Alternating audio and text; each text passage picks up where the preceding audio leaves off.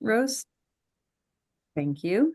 Um, so, uh, Delegate Lori Charkoudian, I'm one of the co-chairs of the Transit Caucus. I want to welcome everyone to our first briefing of the Transit Caucus. We tend to hold these briefings to make sure that all of the many people in the body who are really interested in transit want to promote transit and want to make sure it's a key part of our future in the state and that we're sufficiently funding it and setting our policies right.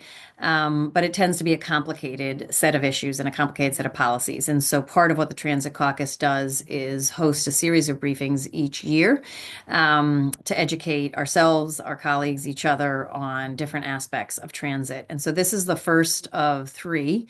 So just a quick note, check your emails. For the next two, we have next week at the same time, we have folks from, is it the Maryland Metropolitan Washington Council of Governments and WMATA talking about the DC area transit. And then I think March 3rd, help me out, Rose. Yes, March 3rd is the next one, and that's the Baltimore area transit organization. So I'm excited today to have two different sets of folks briefings. The first is from DLS. We have Steve McCullough and Sam Quist, and they will give us the DLS overview of some of the transit and transit funding to consider. And then we're really honored to have also joining us Administrator Arnold and Administrator Pines. Administrator Arnold is the head of the Maryland Transit Authority, and Administrator Pines, the head of the State Highway Administration, talking about sort of Transit 101. And then because the Transit Caucus also includes advocacy and policy work around complete streets and multimodal issues, we also wanted to hear from SHA about the complete streets policy that they have made a great deal of progress on in the last few years. So that is what we have. What we're going to ask to do in terms of questions is the following. What we'd like to do is to have both of the briefings happen over the next roughly 45 minutes and then take questions at the end because there may be questions that kind of go to one or the other as the two briefings relate to each other. If you have a question that is of a technical nature, like you don't understand an acronym that's used or something along those lines, please do put it in the chat, and the presenters and I will be monitoring that, and we'll jump in to see if we can get an answer on that. The last thing I'll say is we do have, just by way of announcements on the Transit Caucus, I think folks probably know that one of the other things that the Transit Caucus does is we endorse bills. We support bills, and then we select out of the bills that are introduced a couple of priority bills for the caucus. So hopefully you have gotten multiple emails encouraging you to put your bills in for consideration. Friday was officially our last day, but we can take straggler bills if you just got it in and you just now have a number and want to make sure that it's on our radar. So feel free to do that. If there's anyone else on the Transit Caucus Executive Committee that sees that I have forgotten to make an announcement or say something, please go ahead and put it in the chat to me. Otherwise, we will get started. And it's my pleasure to hand it over to Steve and Sam for the DLS Transit 101. Please. Hey, thank you, Madam Chairman, members of the Transit Caucus, and other guests. My name is Steve McCullough with Department of Legislative Services. Joining me today is Sam Quist. I am the senior analyst for transportation in the budget section for DLS, and Sam, his assignment currently encompasses both doing the overview analysis and also the Maryland Transit Administration analysis. So I'll just give a couple remarks, and then he'll do most of the talking for DLS. I will go ahead and share my screen. And so this is the overview analysis that we presented to the budget committees. And I'm sorry, I realize I cannot move that over there. You won't be able to see it. So we're just going to hit a couple kind of key slides and graphs to help explain kind of the context, because of course transit doesn't happen in a vacuum. It is part of a larger system that has to interact both on the funding level and on many other levels. So we're going to just go through the ones that we think might be of interest to the Transit Caucus. And again, as the chairman said, we'll be happy to take questions at the appropriate time. Sam? All right, thank you, Steve. So we're going to start out with Exhibit 2 here. This is showing a summary of the transportation revenues in the Transportation Trust Fund over the 6-year forecast period for the MDOT financial plan. This is showing that the largest category of revenues is motor fuel tax revenues at about 20%, followed by federal support for the capital program, titling tax, and registration fees. In total, those four revenue sources are about 2/3 of the total Transportation Trust Fund revenues. This exhibit is also showing that the budget proposal for fiscal 26 as introduced, or the MDOT transit or the MDOT plan reflects about $2.15 billion in proposed new revenues, which we'll touch on later in the presentation. Next slide. Exhibit 3. This chart is showing the MDOT Transportation Trust Fund forecast for the 6-year period, as well as the 2024 fiscal actuals. On the top of the chart, this is showing that the Transportation Trust Fund closed out fiscal 2024 with a closing balance of about $631 million. In 2025 and 2026, this is projected to decrease to about $400 million. Then you can see here below, this shows the net revenues, some of the other revenue sources, including bond proceeds, transfers to the fund, and use of fund balance. The expenditures going towards debt service, then support of the operating budget and the capital budget, and then it shows debt coverage and debt outstanding. Turning to the next exhibit, Exhibit 4. This is showing the capital budget in the 6-year capital plan. You can see that there's a fairly even distribution between federal and special fund support of the capital budget, including both special funds, general funds, and other state funds. State support of the capital program totals about 44% of the budget. And then there's also funding from consolidated transportation bonds, grant anticipation revenue vehicle bonds, and other funds. Next slide. This slide is showing a comparison of the January 2024 and January 2025 MDOT capital plan for the 5 years from fiscal 25 through 29 that overlap between the two plans. In total, this is showing a $1.16 billion increase over the two plans for those years. Looking specifically at transit and MTA and WMATA, there's about a $1 billion increase of that total. Next slide, please. This slide is showing specifically for the fiscal 2026 budget year, the use of Transportation Trust Fund, the breakdown there. The operating budget is about $3.1 billion or 47%. The capital budget, including both the state aid capital grants for highway user revenue grants and other capital funding, that totals about 45% or just under $3 billion of the budget. Debt service totals about $427 million or 7%. And then there are a small amount of deductions to other state agencies. Next slide.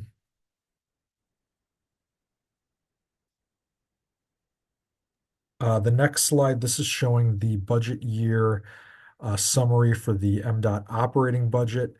You can see here that the largest category of the MDOT operating budget is for the Maryland Transit Administration, about $1.3 billion or 43% of the total, followed by WMATA is the second largest category at about 22% of the budget. Um, in total, these two areas for transit total about 65% of the total MDOT operating budget. Next slide.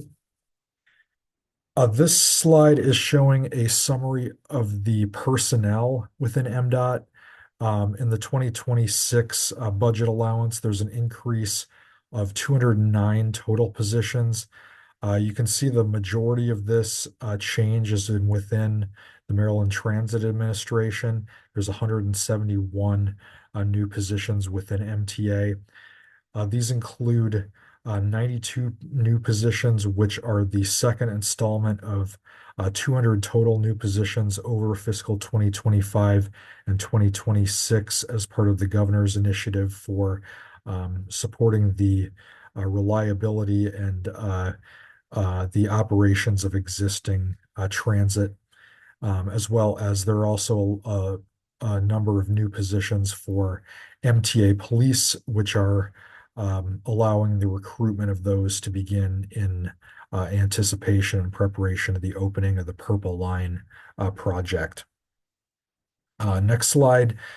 This slide is showing the fiscal 2026 capital funding by mode. You can see here the largest amount of funding by mode is for the State Highway Administration at about 30%, followed by MTA at 21% and WMATA at 14%. Combining WMATA and MTA, transit funding in the capital budget is about 35% of funding. Next slide.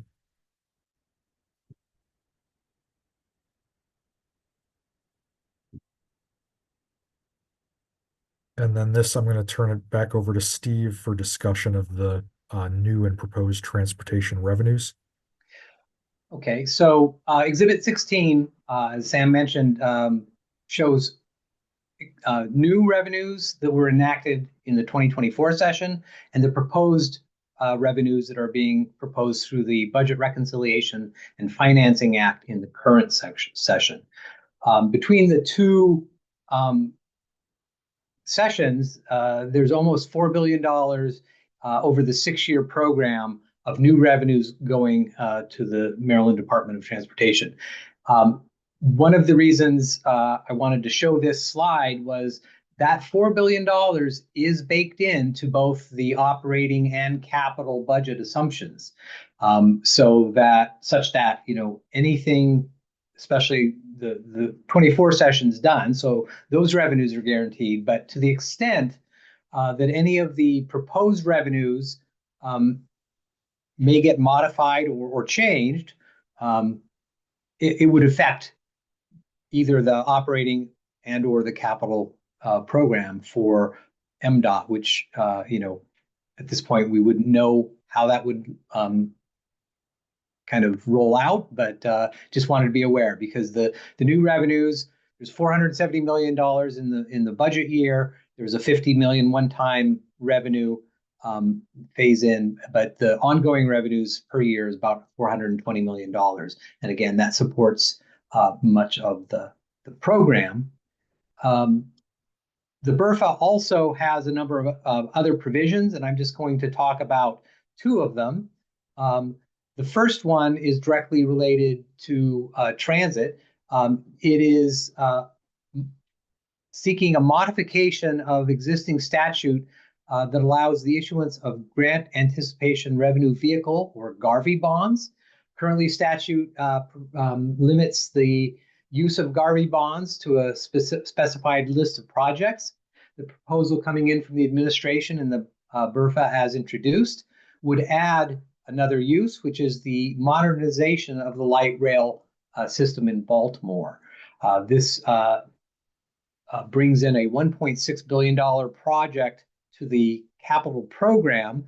You're probably all aware that Maryland had received a large federal grant to help replace its light rail vehicles.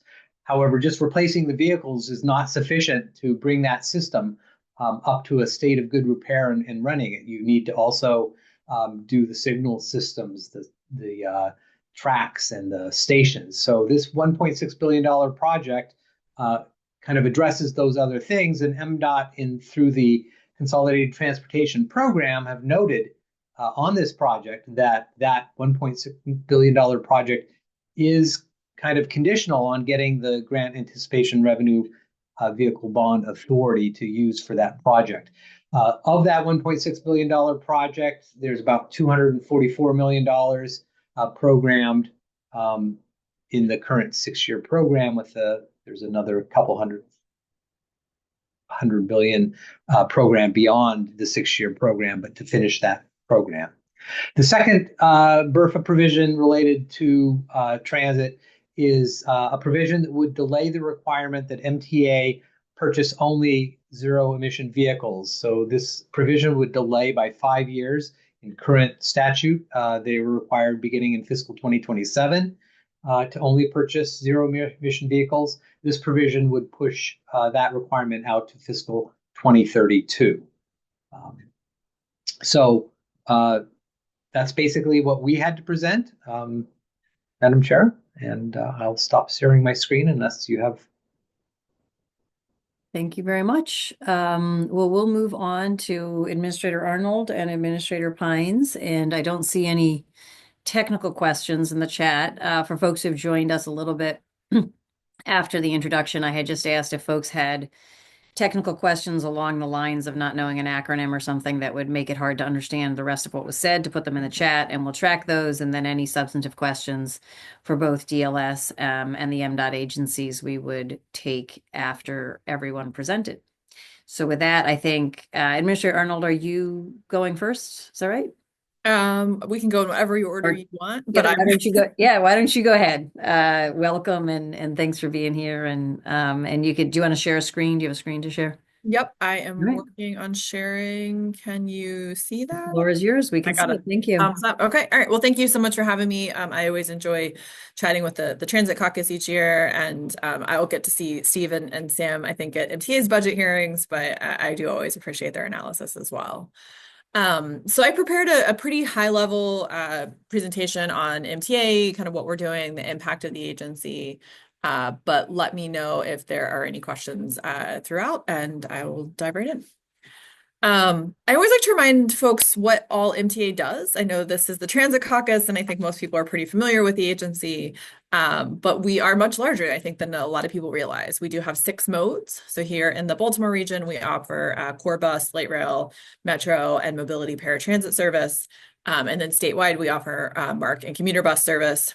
We also provide technical support and assistance to the locally operated transit systems in all 23 counties throughout the state. By ridership, we're the 13th largest transit system in the country. We have about 3,400 employees. 80% of those are union represented, so we have a number of unions that represent our employees. We own and are responsible for maintaining $14 billion worth of assets. So when we talk about state of good repair, that's what that is. We have invested pretty heavily in transit, and we are responsible for ensuring that we're continuing to maintain that and ensure that it works into the future. Our operating budget for FY25 is about $1.2 billion, and our capital budget, the current CTP that I know you all are reviewing now, includes $5.7 billion, which includes a number of improved safety and state of good repair metrics for that. And then there are some details on each of the modes down below.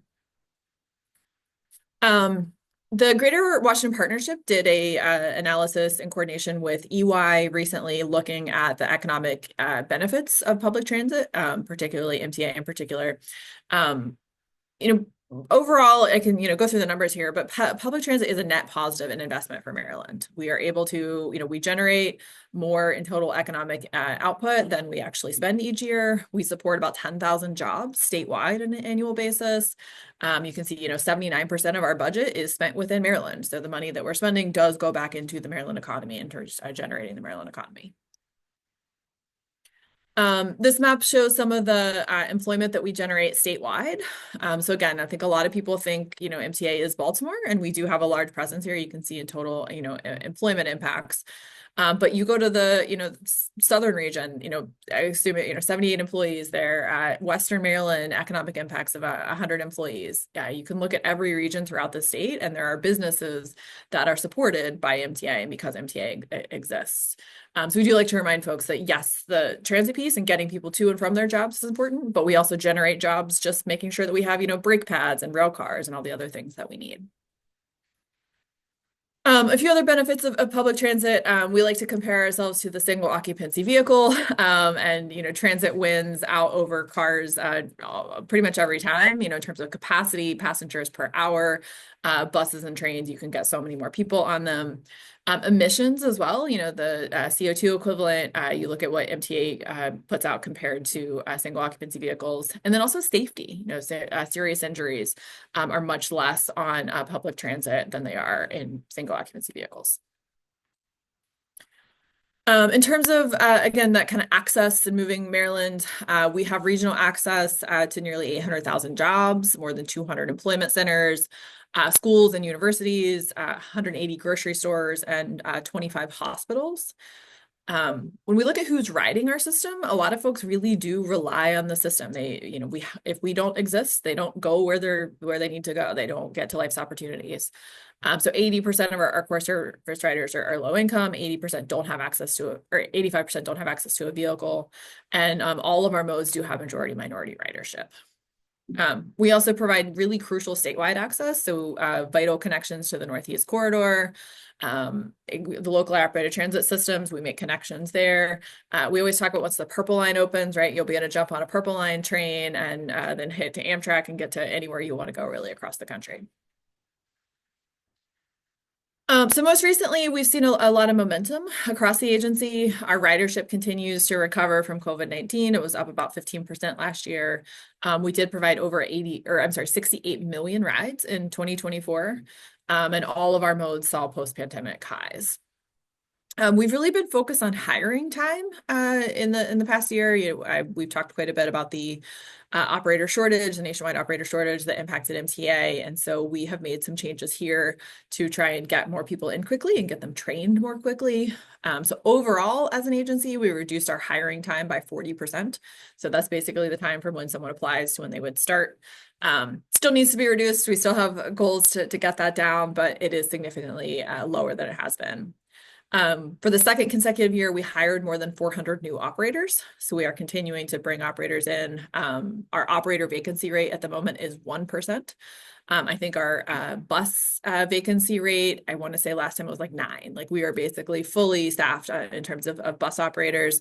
We do have a decent amount of churn, people retiring, going on to other jobs. So we're continuing to hire and keeping up with that rate. We also launched a bus maintenance apprenticeship program. We want to give people opportunities to come into these really good union jobs. So we have 10 people who started that program back in October, and they are going through that now. It's a combination of classroom training with Community College of Baltimore County and on-the-job training with MTA employees who are acting as mentors. In terms of safety, our preventable safety incidents are down 5%. Person-related crimes are down 13%. And I do want to shout out MTA Police. They do a really good job. If you commit a crime on our system, they will catch you. We have a 76% Part 1 crime clearance rate across the system. We're also focused on customer experience. So we launched Transit Royale last year. So if you use the Transit app, which is the app where we have a partnership with, so you can get our real-time feed on a number of different apps, but Transit app is the one that we like. You can go on. If Transit Royale basically allows you to kind of see more routes than you did previously. It gamifies it. You can select like your own icon and things like that. We are all testing things out now as well with Transit app where you can like thank your operator and it'll pop up on their MDT and really positive feedback from our operators. Like it says your name, like, hey, you said thank you, and our operators do appreciate that. We're continuing to work on real-time improvements and easier fare payments are in the works. On the Metro and light rail side, we did not have credit card access on our ticket vending machines, but that is rolling out now. So through each station, I think Charles Center just got credit card access, and we're continuing to roll that out. We're also testing what we're calling easy exit for our metro system. Unlike WMATA, we don't have like a distance-based fare. It's a flat fare, but we always had, you had to tap on the way in and tap on the way out. So now on the way out, you just like walk up to the gate, it will open for you. It saves a little bit of time, and also on our older equipment, saves a little bit of kind of stress on that equipment. In terms of real time, 90% plus availability of the real time, and we're continuing to focus on making sure that it's available 100% of the time. On the bus side, I mentioned operator hiring. That allows us to provide the service that we say we're going to provide. And so our cut service has decreased from about 12% in January of last year to ending the year at under 2%. We've still got some work to do. We want to deliver 100% of the service we say we're going to, but does continue to improve. The mobility side is another area where we've spent a lot of time and focus. It is contracted, but they are also fully staffed with operators, which has been an issue there. On-time percentage there is over 93%. I think we've been over 90% for several consecutive months. Like, we're continuing to improve the service there. And our call wait times are continuing to decrease. Again, one of our core values is continuous improvement. So we're always looking at ways to make that service better, but I'm proud of the work that the team has done thus far to make improvements. On the capital side, we're looking at modernizing our infrastructure, investing in that, $14 billion worth of assets, and then making sure that it stays in that state of good repair. On the metro side, we have our rail car and train control replacement project, replacing the 40-plus-year-old metro fleet and installing a new communications-based train control system. It is going well. We anticipate having those new cars in service this year. I've been out riding them. They are so much nicer than our existing cars, and it is going to be a huge improvement for our riders in terms of safety, in terms of reliability, frequency, and overall the rider experience. So testing is underway on those. We've done a series of weekend shutdowns. We're going to continue those until we're ready to start the rail cars in service. On the light rail side, Sam mentioned that in his analysis, we do need to replace that fleet. So it is a 30-plus-year-old light rail fleet. It is not accessible, or it is not incredibly accessible. You have to kind of walk up a ramp. Someone has to let the ramp down. It doesn't align with kind of the modern low-floor accessible vehicles that most agencies have these days. So this project is dependent on the Garvey bond bill, or the Garvey bond BRFA, allowing us to kind of unlock those funds. We will use the $213 million federal award, and it also includes facility modernization and station upgrades. Because the vehicles are going to be so different, we have to make those improvements as well to the stations and the facility. And then, not our project, but one that is crucial to the future of MARC service, is the Amtrak project, the Frederick Douglass Tunnel. It's kind of the centerpiece of their overall BMP tunnel replacement program. BMP tunnel dates back to Ulysses S. Grant when he was president, and I think everyone loves to cite that fact, but will also love to not have infrastructure that is over 150 years old. So this new tunnel also is a more gentler curve, so the trains can go through it more quickly. It allows for redundancy with two tubes in case there are issues or maintenance issues. It also includes a new fully accessible, for the first time, West Baltimore MARC station, which we are thrilled about and are partnering with Amtrak on. And it allows us to really improve the travel speeds on the Penn Line and across the entire Northeast Corridor. We're also prioritizing state of good repair. I'm not going to go through each one, but we have in every mode projects that are focused on safety, focused on ensuring that our system can continue to operate reliably. And you can see some of the pictures here. We are also looking at expanding the system. So the purple line is, I think it's actually now 75% complete. So we are continuing to advance that project. We have 18 stations under construction, more than 56,000 feet of track laid. We're aiming to have all stations under construction by the end of the year. We also have a number of the vehicles are on site. I think 8 vehicles are on site, and we're looking to start testing on that in the first half of this year. We are still on track for revenue service in winter 2027. The red line, the Baltimore Red Line, is advancing as well. So it was announced in June of last year that light rail would be the mode. We're working through the environmental study, some ongoing engagement and outreach, and anticipate announcing the alignment or kind of what route it will take in 2025. And then, that's the kind of end of my presentation, some pictures here of just the engagement and outreach that the team continues to do. We recognize the important role that we play in the community. And so we are kind of embracing that and continuing to make sure that we show up where our riders are and make sure that we are representing them and allowing them to talk to us and ask us questions. And I will stop there, and I'm happy to take any questions. Thank you so much, Mr. Arnold. I'm just, I think we have a hello from Vice Chair Voice, but no technical questions yet. So let's keep going with the presentations and then we'll take all the questions. So Administrator Pines, Tag, you're it. Yes, good afternoon, Chair Charkoudian and members of the committee. I'm going to have to see if I'm as good as Administrator Arnold at sharing in Zoom. Are you able to see the screen now? Yep, I got it. All right, great. So for the record, for those of you I haven't met, I'm Will Pine, State Highway Administrator, and thank you again for the opportunity to present today. I'm going to focus on MDOT statewide Vision Zero and Complete Streets goals and the safety of our customers on our highways, whether it's walking, biking, or taking transit, is our number one priority at the State Highway Administration. To ensure that our highway is safe for all users, we've got to leverage every tool in the toolbox to reduce fatalities and serious injuries on our roads. So in partnership with the Maryland Highway Safety Office, we work to achieve that Vision Zero goal through a combination of what we call the 4 E's. That's engineering, education, enforcement, and emergency services solutions. And we're covering the 4 E's through a holistic focus on safety, addressing work zone safety, vulnerable road user safety, our own employees, and even down to the asset level.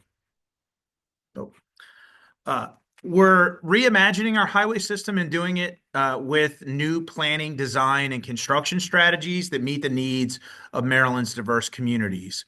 Our toolbox of solutions includes programs that many of you I know are already familiar with, such as our context-driven guide, the Pedestrian Safety Action Plan, or what we call the PSAP program, and our Vulnerable Road User Report.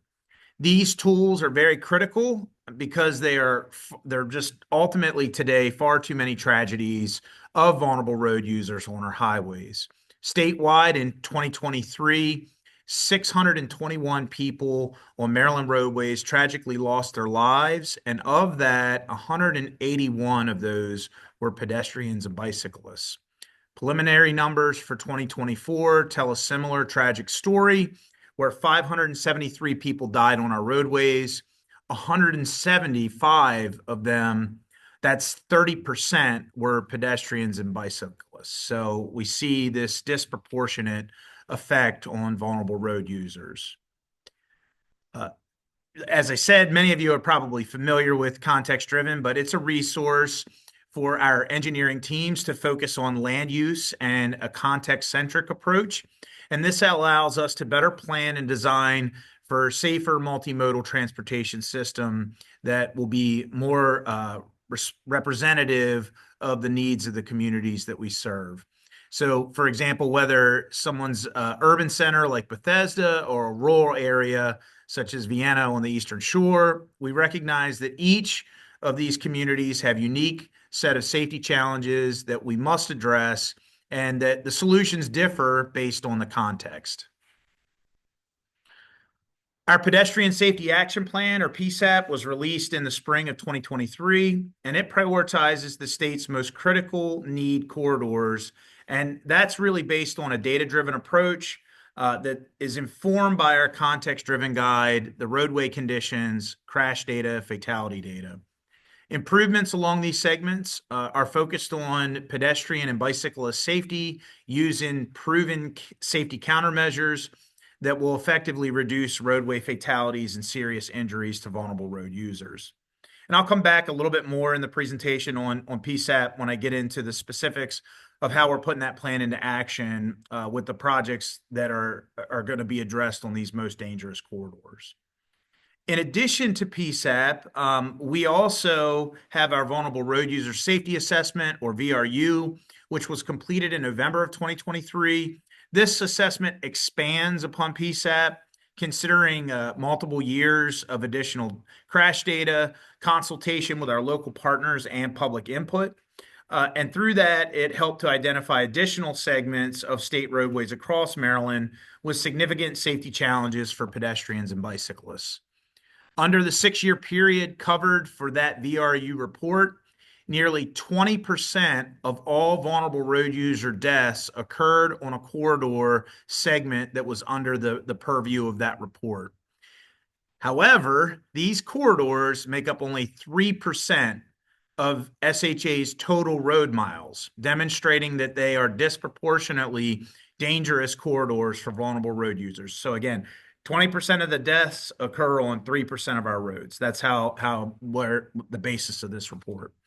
We've seen our toolbox continue to grow over the years, which is a testament to Maryland's commitment to the safety of our roadways and the depth of the design and engineering resources available to us, like the VRU report. With these, we're encouraged by the progress that we've made so far to achieve Vision Zero, but we know that there's a lot more work to do. We also perform infrastructure reviews for pedestrian and bicyclist fatalities that occur on state roads, which are then discussed at the Vision Zero Commission. The infrastructure reviews are summarized in an interactive GIS mapping interface that allows us to make the reviews accessible and publicly available. SHA is prioritizing spot improvements that are identified at these reviews through the lens of the context and consideration for all road users, and using the Federal Highway Safe System approach. With the Complete Streets funds that is included in the governor's proposal, we do anticipate delivering on more of these types of spot improvements associated with the infrastructure reviews. Now let's get into Complete Streets. In summer of 2024, MDOT updated the department's Complete Streets policy, which focuses on ensuring that each mode of the administration, SHA included, is prioritizing and considering active transportation throughout all phases of our project development. And SHA is actively working on advancing our implementation program. This includes updating guidelines and standards and manuals that inform the decision-making related to active transportation projects.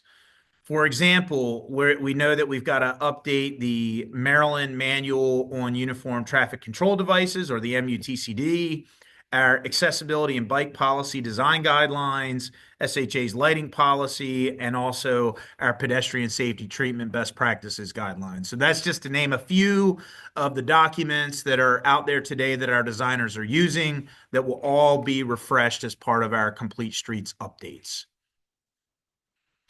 So Vision Zero, some of the things that we've actually put into action. Last fall, MDOT partnered with Smart Growth America in Howard County, the city of Hagerstown, and the town of Bel Air on the Complete Streets Leadership Academy. Through this partnership, SHA deployed temporary Complete Streets focused demonstration projects to improve safety for vulnerable users and motorists. These quick build projects, as those demonstrations are referred to, included safety improvements like lane narrowing, the installation of speed cushions, hardened centered lines, flex post, and crosswalk enhancements.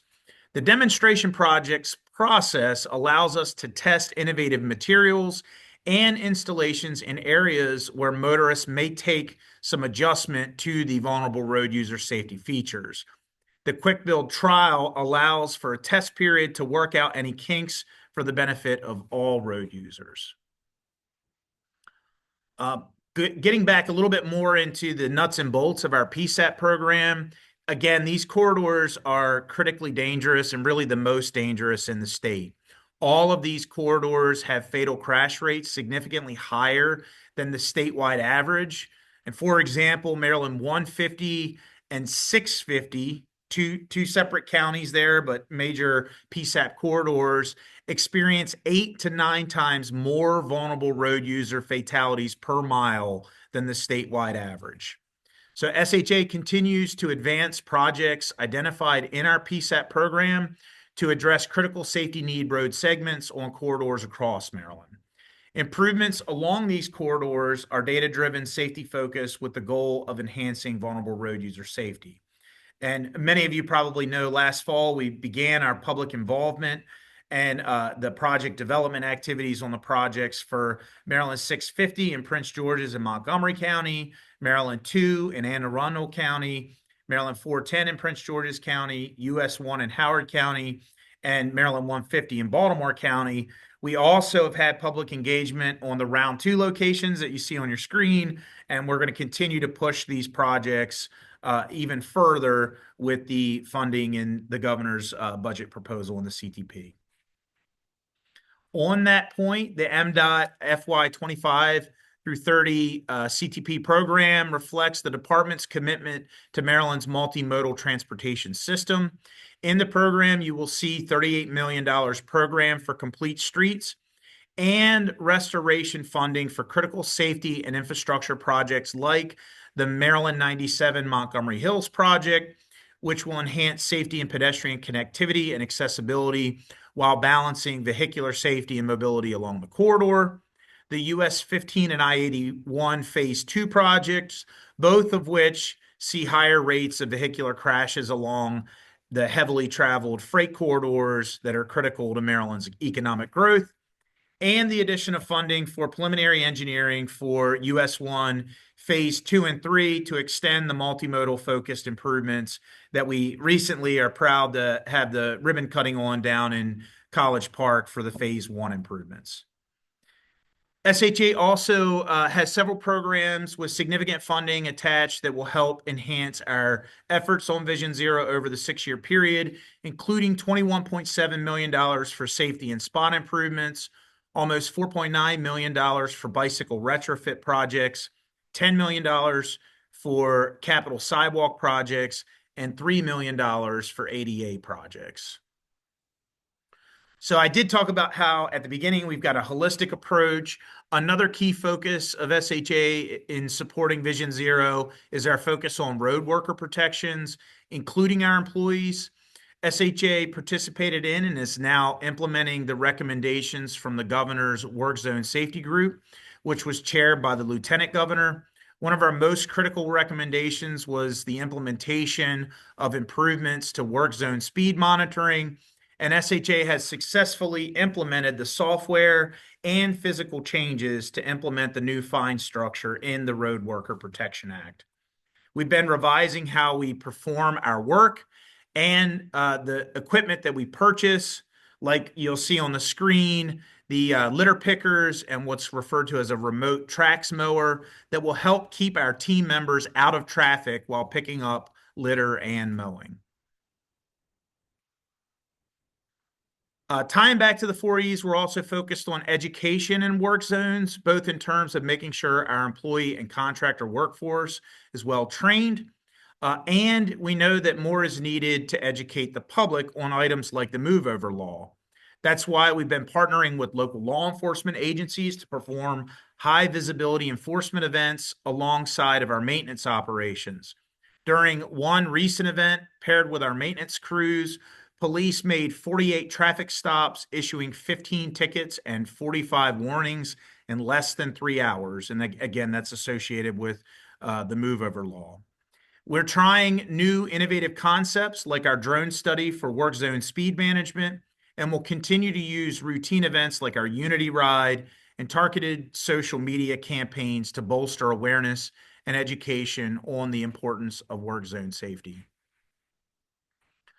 As you can see, there are many projects, programs, and initiatives ongoing at SHA that are driving the state's Vision Zero goal and are focused on complete streets. Furthermore, there are 2 pieces of legislation that I'd like to identify to the caucus, should your members have an interest in voicing your support. Senate Bill 520 and House Bill 348, the Motor Vehicle Speed Monitoring System Safety Corridors. I've talked about how dangerous those VRU and PSAP corridors are. 8 to 9 times on the PSAP corridors, 20% and only 3% of the roadways in the VRU report. And this bill would specifically authorize SHA to use proven safety countermeasures to save lives on those most dangerous corridors in the state. Additionally, House Bill 780, Urban State Highway Speed Limits exemptions. This would authorize SHA to decrease the maximum speed limit by 5 miles an hour on certain urban state highways without an engineering or traffic investigation. We must shift our fast and furious roadways away from the need for speed mindset to one that uses all available options to get everyone home safely every day. And these bills will allow SHA to use proven tools that will enhance the safety of Marylanders. And so, in summary, I'm really proud of the work that our team is doing every day to improve safety and the quality of life for Marylanders. For our highway system. And with that, I'd like to thank the Transit Caucus again for having me to talk about our safety initiatives. And Holly and I would be happy to take any questions. Fantastic. Thank you, Administrator Pines. And we can unshare and start to see each other for a conversation. We're going to take questions in a second. I'm going to start off with just a quick technical one to Administrator Pines, but before I do that, we'll be unshared in a second, and then I'll be able to see hands. If folks want to raise their hands, if you have a question you want to ask, or if you prefer to put it in the chat, and let us know if your question is a general one that we'll see who on this panel can answer, or if it's for a specific individual, let us know that as well. All right, is your screen stuck there? Do you need some help? I am not the. I don't know if we can do I it. got it. I got There it. you go. Sorry, it Okay. took me a minute. I'm used to Fantastic. Teams, a little less on the Zoom No proficiencies. worries. We got it. Thank you.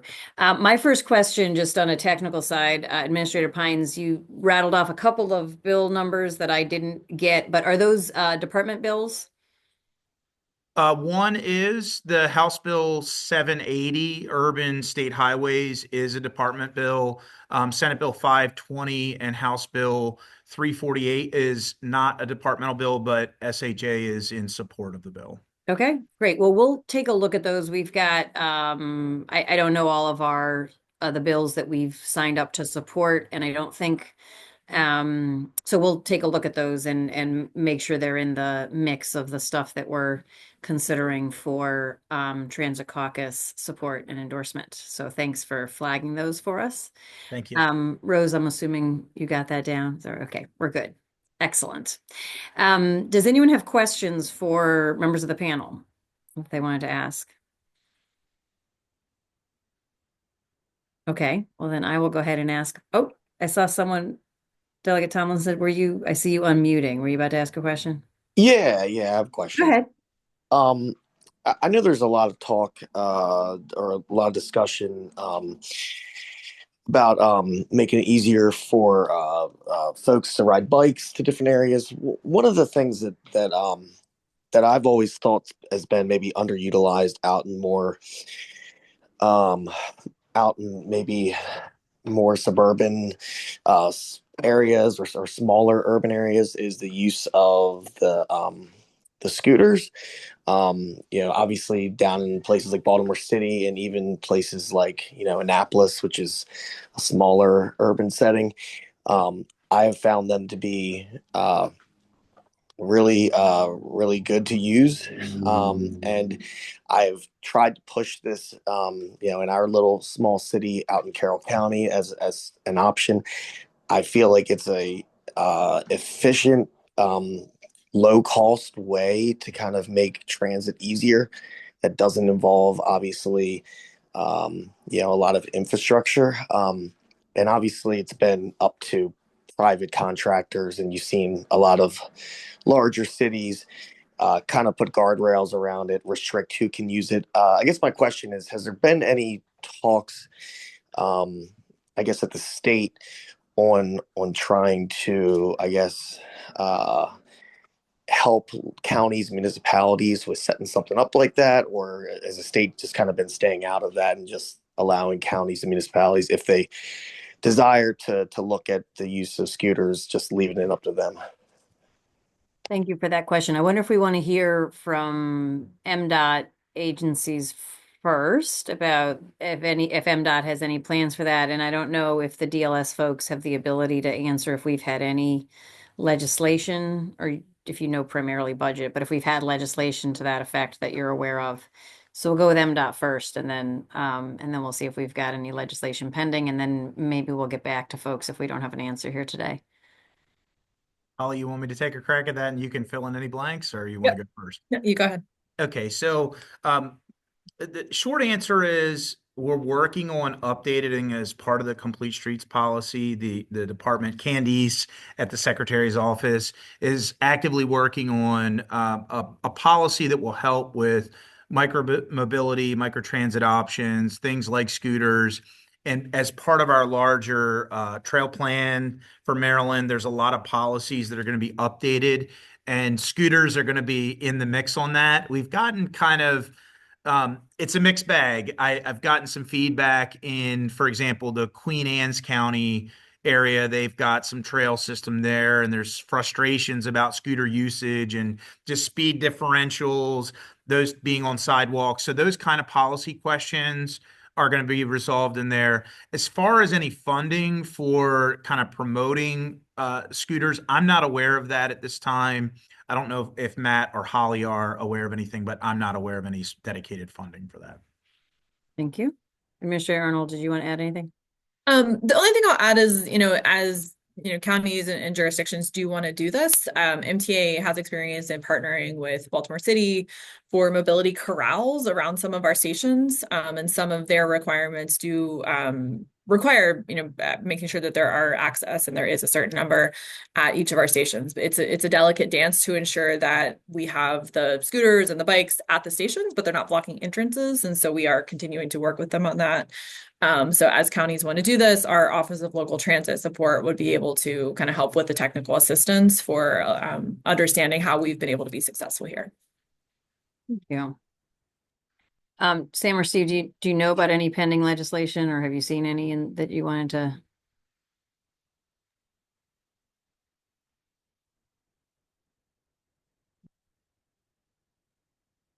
Can folks hear him?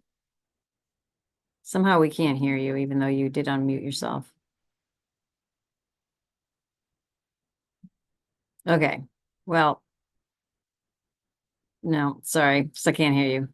All right, we'll take that as you don't have a burning answer, but if you do, share it with me and I'll get it out in an email. We've got just a few minutes left, so I just wanted to see if anyone had any final set of questions for our panel here today. Yes, Eden, please. Any sense of when that bridge, our historic bridge, might be in fact updated? The one that you were talking about earlier. I think, Holly, you were Sorry, talking who about were it. you asking? About which bridge? I think Administrator Arnold, the BMP. old-fashioned bridge that is going to be redone. I was talking about the BMP tunnel. Yes, the tunnel. Oh, sorry. Okay. Tunnel, Okay. not Yes. bridge. No, it's okay.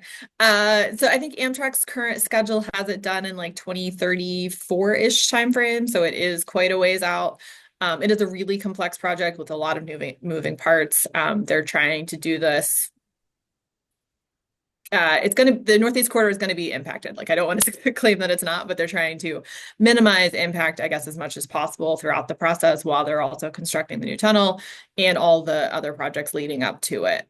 So we're working closely with them on that now, but it is still a ways out. Okay. All right. Thank you. Great. Okay.